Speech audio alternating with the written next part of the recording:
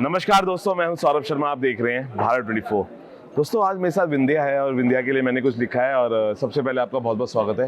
विंध्या, उम्मीद करता हूं जो लिखी है 2 लाइनें आपको पसंद आएगी। Thank you so much. तेरी शख्सियत की बात ही क्या करे, तेरी शख्सियत ही की बात क्या करे, रोशनी खुद चलकर आती है तेरी तरफ। Oh my God, thank you so much. तो आपको लगता है कि इसी तरह का कुछ अभी लाइफ चल रही है कि अच्छी अच्छी स्क्रिप्ट्स आ रही है? बिल्कुल, मुझे ऐसा लगता है कि देखिए, हर एक इंसान का ना ड्यू होता है यूनिवर्स में।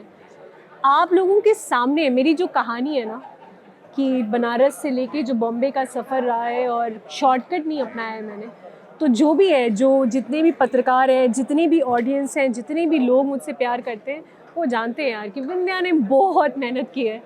तो जब सब लोग इस बात को जानते हैं तो वो जो प्यार मिलता है ना दिल से, वो अलग ही लेवल का मिलता है। और हाँ, रोशनी अच्छी आ रही है।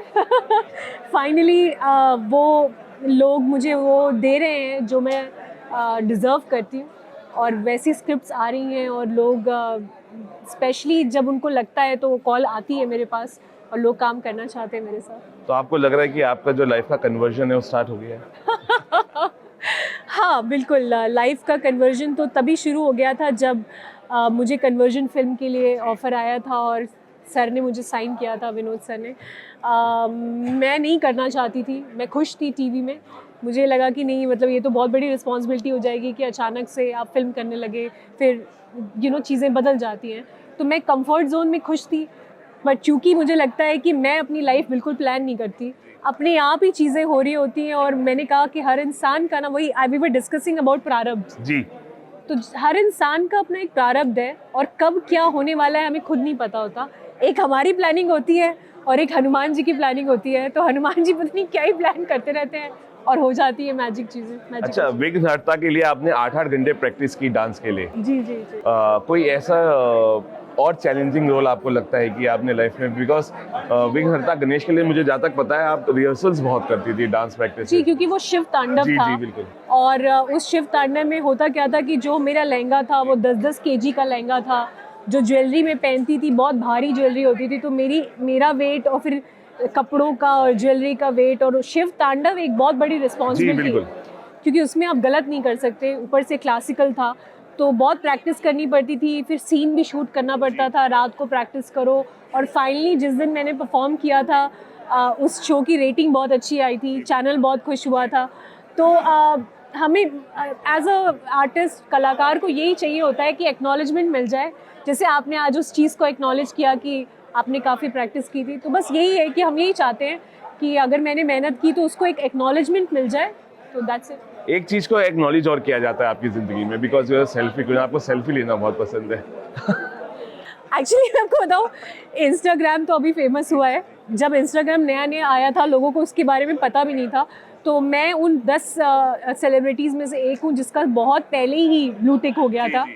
और मुझे पता भी नहीं था कि ब्लू टिक क्या होता है। और लेकिन मुझे इंस्टाग्राम बहुत अच्छा लगता था, क्योंकि मुझे ये लगता था कि मैं अपनी ज़िंदगी जो मैं जी रही हूँ इस वक्त, ये बहुत स्पेशल है। और फ़ोटो एल्बम से बेटर है कि मैं इंस्टाग्राम पे अपनी ज़िंदगी को डालती रहूँ।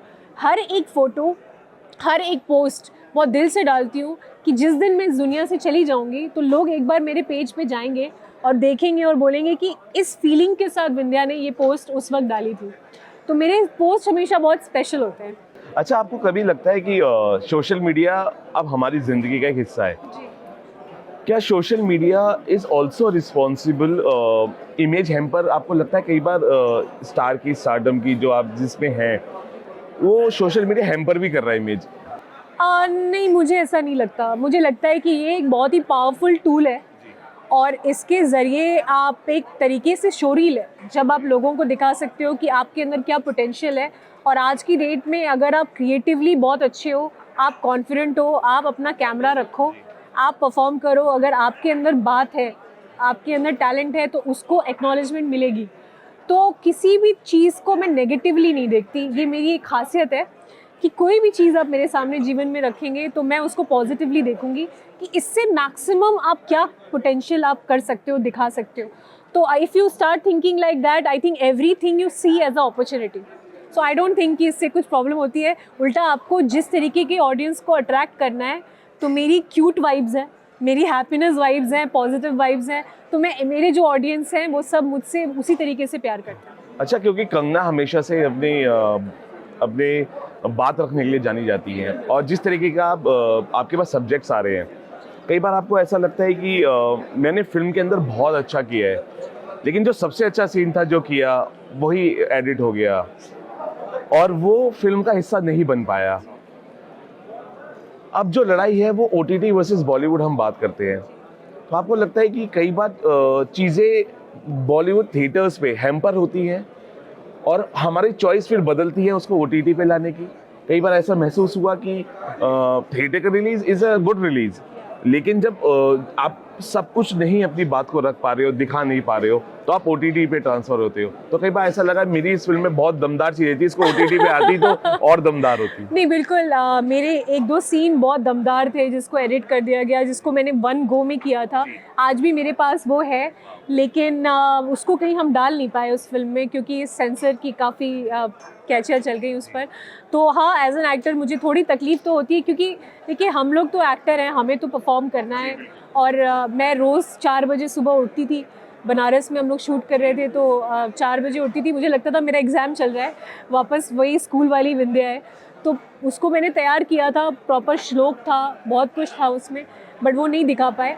तो डेफिनेटली थोड़े कॉम्प्रोमाइज़ होते हैं, बट कोई ना, मैं इसको भी पॉजिटिवली लेती हूँ कि शायद इसमें कुछ चीज़ें होंगी जो शायद समाज के लिए ठीक ना हो, इसलिए शायद कैची कट गई। और जब एक और वक्त आएगा, कोई और फिल्म आएगी, मे बी इस फिल्म या may be next time, it's always the next time, तो मैं उसमें परफॉर्म करूँगी, मैं करती रहूँगी, मैं हार नहीं मानूंगी, मैं करती रहूँगी। कभी ना कभी कुछ ना कुछ सीन ऐसा आएगा, लोगों को ये पता चल जाएगा कि भाई बात तो है इसमें।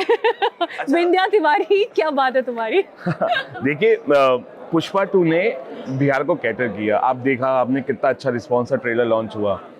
मैं नेटवर्कर की बात करूं, कौन सी ऑडियंस को आप कैटर कर रहे हैं?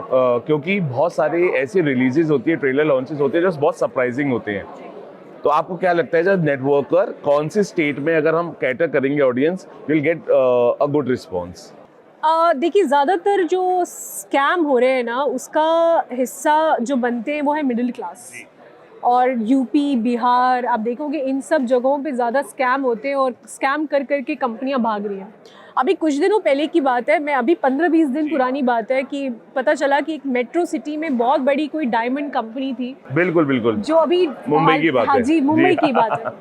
वो बहुत बड़ी कंपनी थी, लोग भारी स्तर पे उस पर इन्वेस्ट कर रहे थे, और सडनली वो गायब हो गए। किसी को विश्वास नहीं हो रहा कि इतना फ़ायदा देने के बाद वो कंपनी ऐसे कैसे भाग गई। तो ये फिल्म जो है एक तरीके से बहुत ही एंटरटेनिंग वे में बनाई गई है, कि आपको जो सीखने वाले हैं वो सीख जाएंगे कि किस तरीके से आपको इसमें फंसाया जाता है, और कैसे कैसे स्कैम प्लान होता है, और आप कैसे कैसे लालच में फंसते हो। और ज़्यादातर मिडिल क्लास लोग फंसते हैं, क्योंकि मिडिल क्लास एक ऐसी क्लास है जो कि ऊपर भी नहीं जा पा रही, नीचे भी नहीं जा सकती।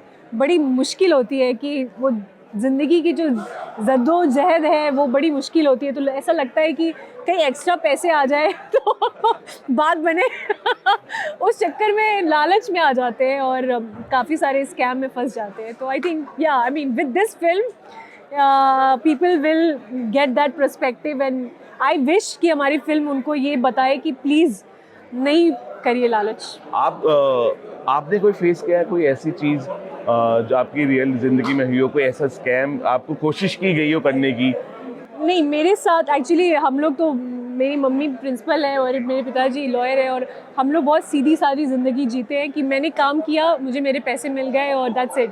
मुझे किसी से चाहिए नहीं, मुझे किसी को देना नहीं है। हम लोग बहुत सिंपल लाइफ जीते हैं, सॉर्टेड लाइफ है हमारी, और मैं इकलौती हूँ, तो ऐसी कोई दिक्कत नहीं है और खुश रहती हूँ। एक बार मेरे साथ ऐसा हुआ था कि मैं हमेशा ना, मुझे शॉपिंग करना बहुत पसंद है, तो मैं ऐसे ही सपने देखती रहती हूँ कि अब ना मेरे अकाउंट में अचानक से इतने पैसे आ जाएं। हम सब क्यूटली सोचते हैं। तो मैं सोच रही थी एक दिन ऐसे बैठे बैठे, तो मेरे स्टेटमेंट आया कि this much lakhs of money has been credited in your account.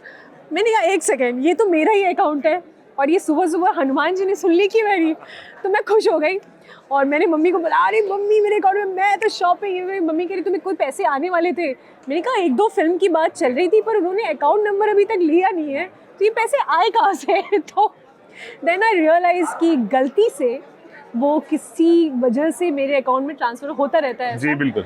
तो then the bank manager called me and is like, हमारी नौकरी चली जाएगी मैम, और ये वो, आप हमारे यहाँ आइए, कॉफ़ी पीजिए। मैंने कहा आप टेंशन मत लो, मैं आ रही हूँ, मैं अकाउंट में ट्रांसफ़र कर दूँगी। तो एक बार ये फीलिंग आई थी कि मेरे पास इतने सारे लाखों रुपए ऐसे ही आ गए थे और मुझे बड़ा मज़ा आ रहा था, क्योंकि अगर मैं चाहूँ तो मैं खर्च कर सकती हूँ टेक्निकली, लेकिन ऑफ कोर्स हमारे संस्कार ऐसे नहीं है। तो अच्छा, एक छोटे से कुछ रैपिड फायर सवाल है। आपने हमेशा से ही दमदार किरदार निभाए हैं, क्या कभी ऐसा रोल मिला जो आपकी उम्मीदों पर खरा ना उतरा हो? नहीं, ऐसा कोई रोल नहीं है जो मुझे लगता है कि मुझे नहीं करना चाहिए था। सारे रोल मुझे ऐसा लगता है कि बहुत अच्छे थे। I am a lucky actor. मुझे हमेशा ऐसे रोल मिलते हैं जो ऐसा लगता है चुन के मुझे दिए गए। टीवी इंडस्ट्री में स्ट्रगल और सक्सेस के बीच का जो सबसे कठिन फेस है आपके लिए कौन सा रहा? मेरी ज़िंदगी में मैंने डिसिप्लिन सीखा है टीवी से, और सुबह 7 के कॉल टाइम पे 6:30 बजे पहुंचने का जो डिसिप्लिन है वो टीवी ने मुझे सिखाया है। इनिशियली बहुत दिक्कत होती थी मुझे, लेकिन अब जब वो सिस्टम मेरी बॉडी में आ गया है तो मुझे लगता है मेरी ज़िंदगी आसान हो गई। अच्छा, आपको लगता है कि टीवी एक्ट्रेसेस को बॉलीवुड स्टार्स इतनी पहचान नहीं मिलती, क्यों? नहीं मिलती क्योंकि पहले तो ये सोचना छोड़ना पड़ेगा कि मैं तो टीवी से हूँ, टीवी से हूँ, टीवी से हूँ। ये आपका माइंडसेट है, ऐसा कुछ नहीं होता। मैंने हमेशा यही बोला है कि जो प्रारब्ध होता है वो एक ऐसी चीज़ है, डेस्टिनी। हर बच्चा अपनी डेस्टिनी लेकर आता है, हर कोई 1 in a million नहीं बन सकता, और बहुत पेशेंस चाहिए होता है, बहुत पेशेंस। अगर आपके अंदर पेशेंस है, आप सीखने की चाहत रखते हैं, तो मुझे नहीं लगता कि टीवी आपको कुछ बड़ा बनने से रोक सकता है। शाहरुख खान बहुत बड़ा एग्जाम्पल है, सुशांत सिंह राजपूत बहुत बड़ा एग्जाम्पल है। अगर आप करना चाहो तो सब कुछ मुमकिन है, कोई आपको रोक नहीं सकता। बिल्कुल। अगर आपको कोई आइकॉनिक नेगेटिव रोल ऑफर हो तो किस तरह का किरदार चुनेंगी? प्रियंका चोपड़ा फ्रॉम ऐतराज। आपके लिए अब तक के सफर में कौन सा को एक्टर आपके लिए सबसे ज्यादा इंस्पायरिंग रहा है? को एक्टर जो इंस्पायरिंग रहे हैं, मुझे तो लगता है विक्रम बहुत इंस्पायरिंग रहे हैं, विक्रम कोचर, बिकॉज बहुत कम लोगों को ये बात पता है कि ये फिल्म में हम साथ में हैं, लेकिन इसके पहले भी हम दोनों का सफ़र टीवी से शुरू हुआ है। जी। विक्रम भी टीवी करते थे, और जब टीवी करते थे तो वो मेरे ही ऑपोजिट हम दोनों मिलते थे। फिर इसके बाद एक और शो हमने किया था, उसमें भी हम दोनों एक दूसरे के ऑपोजिट थे और 1 टेक्स करते थे। बहुत रिस्पेक्ट एक दूसरे के लिए हम दोनों ने की है। विक्रम को मेरी पर्सनल लाइफ के बारे में कुछ भी नहीं पता। हम 1-1 महीना शूट किया है हमने। हम कभी बात नहीं करते, हमें सिर्फ एक्टिंग के बारे में, काम के बारे में बात करते हैं। जितनी रिस्पेक्ट एक दूसरे को दे सकते हैं वो देते हैं, वो मुझे देते हैं, मैं उन्हें देती हूँ। इसके अलावा हम एक दूसरे के बारे में कुछ भी नहीं जानते। तो मुझे लगता है कि वो एक्वेंटेंस, वो इज़्ज़त जो वो मुझे देते हैं और मैं उन्हें देती हूँ, वो बहुत ही प्रेरणा का एक स्रोत है, और आई रियली एडमायर दैट। अच्छा, फिल्म और वेब सीरीज के दौर में के टीवी कंटेंट खुद को अपडेट कर पा रहा है? नहीं कर पा रहा है। क्योंकि जब मैं टीवी करती थी तो मेरे जो भी प्रोड्यूसर्स थे, चाहे वो डीजेस क्रिएटिव यूनिट हो, या सिद्धार्थ तिवारी स्वास्तिक हो, या फिर हैट्स ऑफ हो, या फिर कोई भी प्रोडक्शन हाउस जिनके साथ मैंने काम किया है, उनकी ना क्रिएटिव विजन बहुत अलग था। वो काम करने की जो शैली थी वो बहुत अलग थी, और सही टाइम पे आई थिंक वो मेरा एक ट्रांजिशन हुआ है। क्योंकि अब जो टीवी की हालत है वो ये है कि 3 महीने भी शो चल जाए तो बहुत बड़ी बात है, और हम लोग बहुत सालों तक शोज अच्छे करते रहते थे, अच्छे पैसे कमाते थे, ठहराव के साथ बैंक अकाउंट में भी बहुत अच्छे खासे पैसे दिखते थे, और काम बहुत अच्छा होता था। तो हाँ, मतलब टीवी, लेकिन मुझे लगता है अभी थोड़ा ऐसा दौर चल रहा है, but you never know, TV always surprises people. लोग आज भी टीवी से बहुत कनेक्ट करते हैं। आज भी मैं कहीं भी जाती हूँ तो लोग मुझे टीवी से बहुत पहचानते हैं, लोग बहुत प्यार देते हैं। तो टीवी एक बहुत स्ट्रॉन्ग मीडियम है, लेकिन I think it will be back on track. अच्छा विंध्या, क्या आप OTT पर बोल्ड कंटेंट के लिए तैयार है या उसकी सीमाएं होंगी? टीवी पर OTT पर? OTT पर नहीं, मैं अभी बिल्कुल भी बोल्ड नहीं कर रही हूँ। मेरे पास इतने ऑफर्स आए हैं, मैंने कहा कि मैं बहुत पेशेंटली वेट करती हूँ, ऐसे ही रोल कर रही हूँ, चुनिंदा रोल करती हूँ। आई डोंट बिलीव कि बहुत सारा काम बस ले लेना चाहिए और करते रहना चाहिए। हर इंसान की अपनी एक पहचान होती है। मेरी एक ऐसी पहचान है जब लोगों को ये लगता है कि ये जो रोल है ये मैं विंध्या जी के लिए ही लिख रहा हूँ और इस रोल को विंध्या ही कर सकती है, इसके अलावा कोई नहीं कर सकता। I think it comes with a lot of responsibility. लोग ऐसी रिस्पॉन्सिबिलिटी जब आपके कंधों पर देते हैं तो थोड़ा आपको भी समझदारी से चलना चाहिए। और मुझे लगता है कि एक्टिंग एक ऐसा मीडियम है जो बहुत स्ट्रॉन्ग मीडियम होता है, जहाँ पर आप अपनी आँखों से बहुत कुछ कह सकते हैं, आप अपनी शैली से बहुत कुछ कह सकते हैं, उस कैरेक्टर में घुसकर बहुत कुछ कह सकते हैं। तो I am concentrating on the content more of doing all of the bold content. With due respect, everybody has a journey, but I don't want to do bold content. आखिरी 2 सवाल, स्टारडम और पर्सनल लाइफ के बीच balance बनाना कितना मुश्किल होता है? मेरे लिए बिल्कुल मुश्किल नहीं है। उसका रीज़न ये है कि मेरे मम्मी पापा बहुत सपोर्ट करते हैं और मैं खुद पूरे टाइम ना, हमारी पूरी फैमिली इसी में लगी रहती है कि बेटी ये हो जाए, बेटी का ये हो जाए, बेटी। तो हर लोगों ने मुझे बहुत प्रायोरिटी पे रखा हुआ है और मैंने खुद को भी प्रायोरिटी पे रखा हुआ है, क्योंकि इतनी परिश्रम आप नहीं करोगे तो ये प्रोफेशन इतना आसान नहीं है। बहुत ही पेचीदा प्रोफेशन है। 1 in a million बनना आसान नहीं होता। लोग ग्लैमर की बातें करते हैं, ग्लैमर सिर्फ 5% है। 95% मेहनत है, डेडिकेशन है, पैशन है, उठना है, डिसिप्लिन है, जिम है, लोगों से बात करना है, बहुत कुछ है। It's too much of a work, but every day I am working.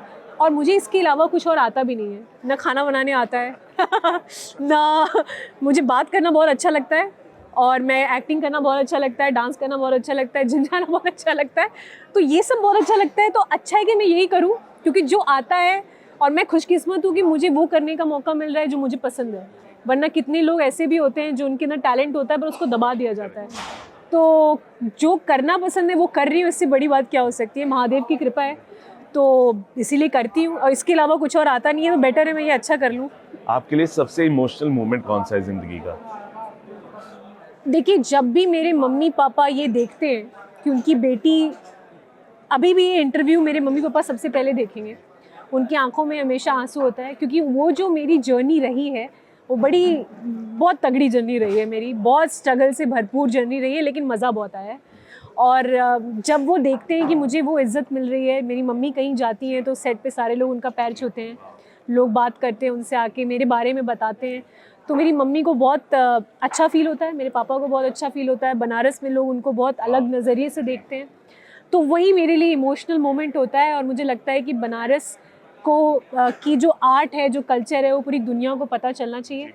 और जब लोग प्यार देते हैं तो अच्छा लगता है, यही है। इस नेटवर्क के लिए क्या करें, बिकॉज जिस नेटवर्क में मैं आप हैं उसके जो सिग्नल्स है बहुत स्ट्रॉन्ग है और जो आज हमने देखे, what all you have to say about this strong signals and strong pillars of your network? Networker is a film जो कि बहुत आपको अंदर तक झकझोर कर रखने वाली है, क्योंकि ये बहुत बड़े बड़े स्कैम की पोल पट्टी खोलने वाली है। ऐसे ऐसे स्कैम जहाँ पर आप फंस रहे हैं, आप आगे भी फंसेंगे, तो मत फंसिए।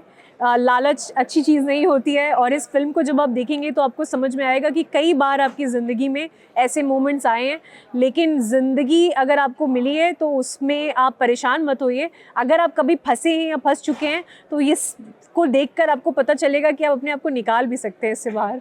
तो आप ज़रूर देखिए इस नेटवर्क को। बिल्कुल, जितना मैं विंध्या को समझ पाया हूँ अपने इंटरव्यू के माध्यम से, विद्या जाते जाते यही कहना चाहूँगा, मंजिलें हिलती है हिलने दो, विंध्या का निशाना अर्जुन के तीर जैसा है। और जो स्क्रिप्ट्स में आप अपनी चॉइस ऑफ स्क्रिप्ट्स कर रहे हैं, दैट इज़ कमेंडेबल। और बहुत तारीफ़ आपकी करनी चाहिए कि बहुत सारे ऐसे स्टार्स होते हैं जो ऐसी फिल्में नहीं करते हैं, वो स्टारडम को चुनते हैं, कंटेंट को नहीं चुनते, लेकिन आप उनमें से एक हैं जो कंटेंट को चुनती है। स्टारडम अपने आप आ जाएगा जब अच्छे कंटेंट की फिल्म आप लेके आएंगे। Thank you talking to us, हमसे बात करने बहुत बहुत शुक्रिया। Thank you so much. चलिए फिलहाल के लिए अभी इतना ही, आप बने रहिए भारत 24 के साथ।